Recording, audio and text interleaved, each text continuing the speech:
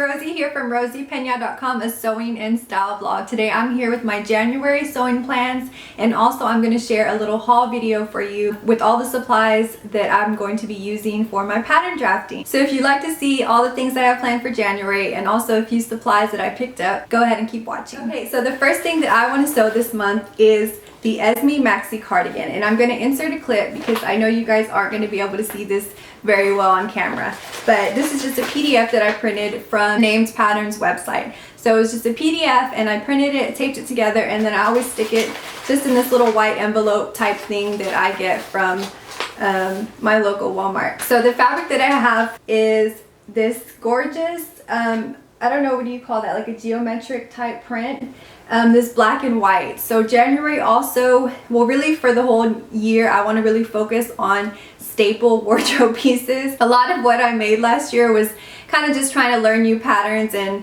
test out new construction ways and things like that, but I noticed a lot of what I was making I wasn't actually wearing. So this year, 2017, I definitely want to focus a lot on my pattern drafting, like I mentioned, and also on making a staple wardrobe with pieces that I'm definitely going to wear. But like I said in a previous video, I really love neutral colors. I like a pop of, you know, red or a pop of yellow. I love pops of color, but for the most part, I'm definitely a neutral type of girl. Neutrals like tans and grays and really muted down colors, and I also really love, you know, a black and a white. So the fabric that I chose is this gorgeous black and white printed fabric that I got. It's a knit. It feels like a double knit, and I got this from Joann's Fabric. A lot of my fabric that I get is usually from Joann's Fabric. Let me know in the comments if you have any fabric online store recommendations. I'm definitely looking to branch out and find new fabric stores that I can test out, because like I said, a lot of what I purchased is from Joann's Fabric or fabric.com.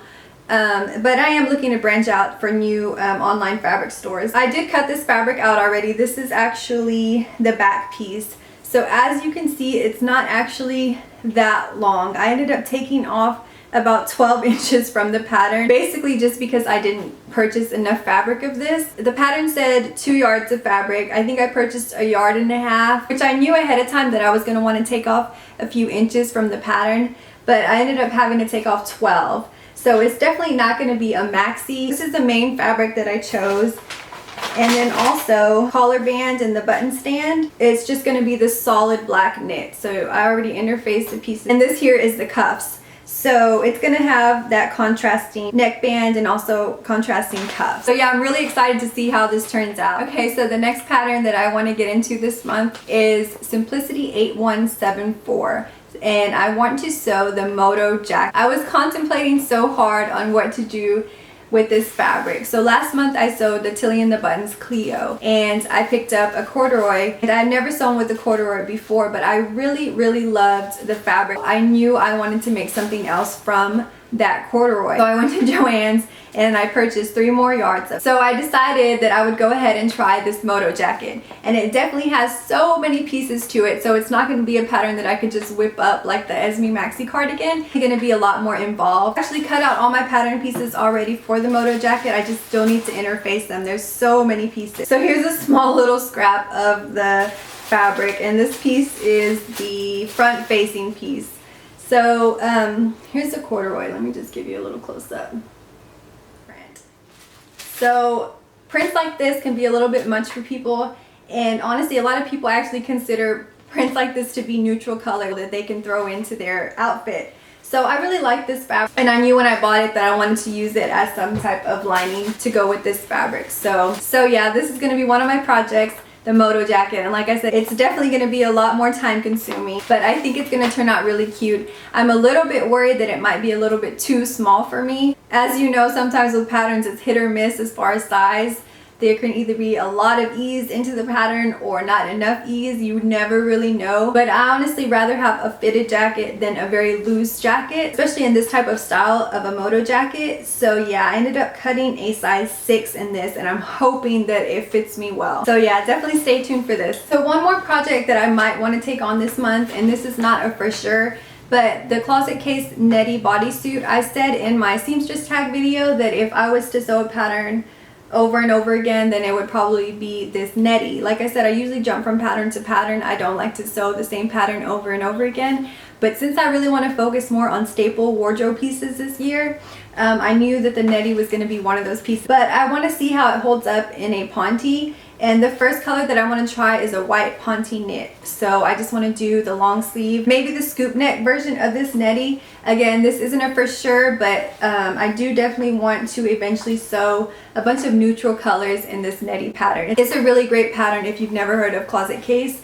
I'll go ahead and link it in the blog post to the video. Okay, so that is it for all the sewing plans that I have, and I want to jump into the pattern drafting part of the video. So a lot of what I like to do is manipulate commercial patterns, but I want to take it a step further and actually figure out how to draft the patterns to fit my body, how to modify those patterns into different styles and different designs. So over Black Friday, I ended up purchasing several Craftsy classes, and a lot of you recommended the Sloper classes to me by Susie Fur. So I ended up purchasing so many of her classes. I think I actually purchased all of them. But the first one that I'm starting with is the skirt sloper. And I think as far as slopers go, that's definitely one of the more easier slopers to take on. So once you finalize your sloper, you're supposed to transfer it onto a heavy, kind of like a manila paper. So let me go ahead and show you guys that. Okay, so here is it's pretty big.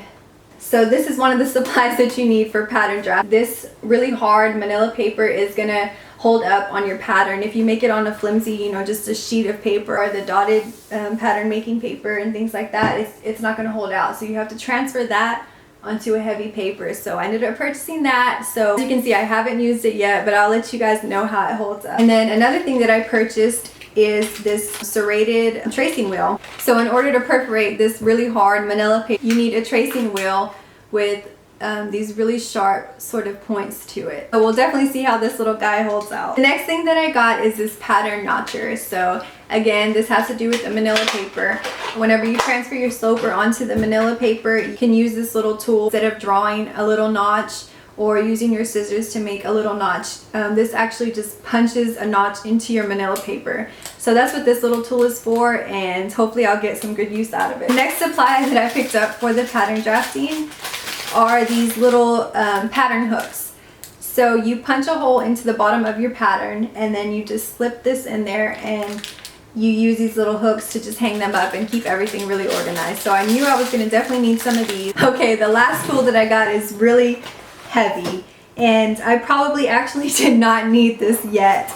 But like I said, I've always been really interested in the pattern making side of sewing. So I went ahead and just invested in this piece already. This is a rabbit punch. So the reason that it's called a rabbit punch is because it kind of has the shape of a little rabbit. As far as I know, this is just to punch a hole into the bottom of your manila paper so that you can slip your pattern hooks in there and keep it all organized.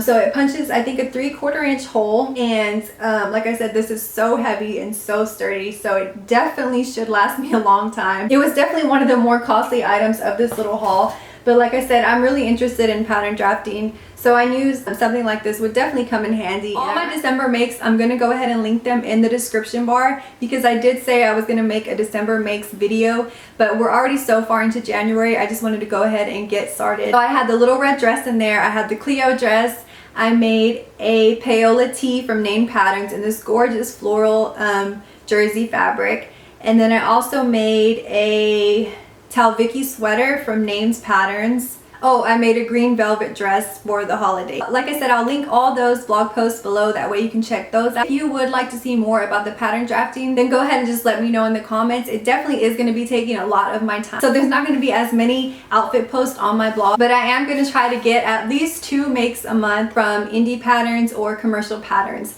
That way I can post them on the blog and definitely start building up a staple wardrobe. So hopefully you guys enjoyed my little pattern drafting haul and also my sewing plans for January. Alright guys, so that is it for this video. I hope you have a fabulous day or night wherever you are in the world, and I will talk to you guys soon.